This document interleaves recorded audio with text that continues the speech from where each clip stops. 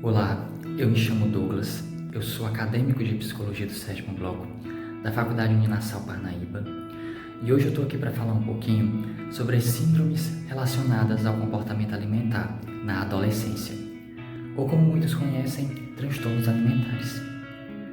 Bem, de acordo com a Organização Mundial de Saúde, a adolescência ela compreende um período que vai dos 10 aos 19 anos de idade e é definida como um período de transformação biológico e psicossocial, onde as mudanças ocorrem paralelamente com a constituição da personalidade do sujeito. E nesta etapa, o adolescente ele sofre alterações no corpo e no peso, as quais não podem ser aceitas, resultando em uma imagem corporal negativa de si mesmo. Além disso, as mudanças sociais e culturais relacionadas ao padrão de beleza feminina à beleza magra têm tido um impacto internacional sobre a prevalência e o curso das síndromes do transtorno alimentar. Aqui no Brasil, os transtornos alimentares eles são frequentes e estão cada vez mais reconhecidos como um problema grave de saúde pública. Nessa perspectiva, a conduta alimentar ela é motivada pelas sensações básicas de fome, de sede e de saciedade. O comportamento alimentar, apesar de sua aparente modalidade na vida cotidiana, é um fenômeno complexo de importância central nas sociedades humanas, na experiência subjetiva das pessoas. Com base nesse pressuposto, então o que são os transtornos alimentares? Os transtornos alimentares, eles são alterações no comportamento alimentar que podem levar ao emagrecimento extremo ou à obesidade. E a partir daí, nós podemos citar alguns subtipos dos transtornos alimentares mais frequentes na adolescência. Nós temos a anorexia nervosa, temos também a bulimia nervosa, temos o transtorno de ruminação e, por fim, nós temos também o transtorno de compulsão alimentar. A anorexia nervosa ela é uma síndrome caracterizada por 3 critérios essenciais. O primeiro é uma inanição autoinduzida, um grau significativo, um comportamento. O segundo critério é uma busca incessante pela magreza ou medo mórbido de engordar, uma psicopatologia.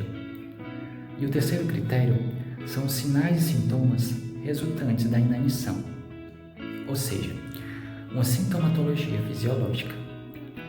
E a idade mais comum da anorexia nervosa é entre 14 e 18 anos de idade e ela é de 10 a 20 vezes mais frequente em mulheres do que em homens. E é importante também a gente frisar que nem sempre ela está associada a distúrbio da imagem corporal. Já na bulimia nervosa, nós temos episódios de compulsão alimentar combinados com formas inapropriadas de interromper o ganho do peso. O desconforto físico, por exemplo, a dor abdominal ou a náusea, interrompe a compulsão alimentar, é frequentemente acompanhada de culpa, de depressão e de autoindignação. Diferente das pacientes com anorexia, aquelas com bulimia mantêm o peso corporal em geral normal. A bulimia nervosa também é mais comum em mulheres do que em homens e tem seu início lá mais para o fim da adolescência. E ainda dando continuidade, nós temos o transtorno de ruminação. Nessa síndrome, há o comportamento repetido de regurgitar do estômago para a boca novamente o alimento ingerido. O alimento regurgitado ele pode ser remastigado e reengolido, ou pode simplesmente ser cuspido, ejetado para fora da boca, não como vômito. E para esse diagnóstico, o comportamento deve ocorrer com frequência, em geral várias vezes por semana, por pelo menos um mês. Esse comportamento não é explicado por causas físicas, como o refluxo gastroesofágico ou a estenose do piloro, e não ocorre exclusivamente durante o curso de outras síndromes do comportamento alimentar, como a anorexia e a própria bulimia. Olá, meu nome é Glícia Cortez, eu sou estudante do 7º período de Psicologia da Uninassal. Hoje eu vim aqui falar um pouco sobre um transtorno alimentar muito comum na adolescência. A adolescência, como sabemos, é uma fase da nossa vida de muitas mudanças e de muitas angústias. Por isso, é muito comum aparecerem os transtornos alimentares durante essa fase da vida. Falando especificamente da compulsão alimentar, ela se caracteriza por uma ingestão de grande quantidade de comida, de alimento, em um determinado espaço de tempo, que pode ser de até 2 horas. Essa grande ingestão de alimentos gera no indivíduo uma sensação de descontrole sobre si e sobre o alimento. Gera também muitos sentimentos de angústia e frustração. Por isso, a compulsão alimentar deve ser tratada. Para tratar a compulsão alimentar, é importante a interação de uma equipe multidisciplinar. Dentro dessa equipe estarão o psicólogo, o psiquiatra, a nutricionista ou o nutricionista e o educador físico. É importante diagnosticar a compulsão alimentar na vida do indivíduo quanto antes, para que se possa dar uma qualidade de vida para essa pessoa. Os fatores de risco. Quais são os fatores que predispõem os transtornos alimentares?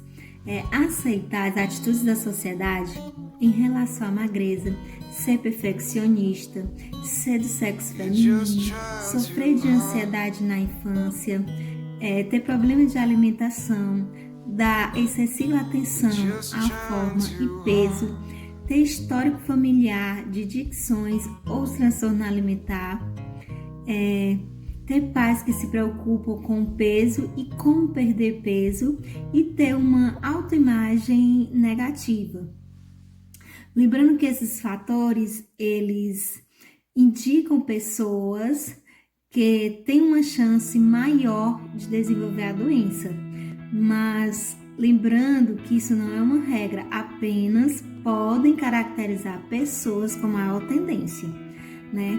E também existem os gatilhos psicológicos que geram os transtornos alimentares, como a separação dos pais, abuso sexual na infância, bullying, perdas familiares, problemas escolares e entre outros. Dando continuidade à fala dos meus colegas, eu vou falar um pouco sobre as comorbidades, começando pela anorexia nervosa. A anorexia nervosa, de um modo geral, ela está associada com a depressão em 65% dos casos, com a fobia social, 35% dos casos, com o transtorno obsessivo compulsivo, 25% dos casos. Na bulimia, ocorre o risco de pacientes com transtornos relacionados ao uso de substâncias e uma grande variedade na personalidade. Por fim, na compulsão alimentar, aparece aproximadamente 25% de pacientes com procura para atenção médica à obesidade. Em 50 a 75% daqueles com obesidade grave, IMC, índice de massa corporal, acima de 40, é mais comum nas mulheres, com 4%, e nos homens, apenas com 2%. Em suma, irei falar sobre a forma de tratamento da bulimia e anorexia. Esse tratamento é feito com um trabalho em equipe profissionais, sendo eles psicólogos, psiquiatras e nutricionistas. Uma vez que essa imagem corporal ela é negativa e a baixa autoestima são frequentes, esses fatores são subjacentes e é importante lembrar que a terapia ela seja integrada a esse processo de recuperação junto com a reeducação alimentar e a medicação. Esse tratamento inclui interromper esse ciclo de perda-compulsão e a recuperação dos comportamentos dessas fases alimentares anormais. Outro ponto é melhorar esses pensamentos negativos e mudando as crenças irracionais sobre o seu corpo, sobre o seu peso e as dietas. Outro fator é reconhecer as questões emocionais que podem ter estado no início entre a bulimia e entre a anorexia e assim abordar essas relações interpessoais.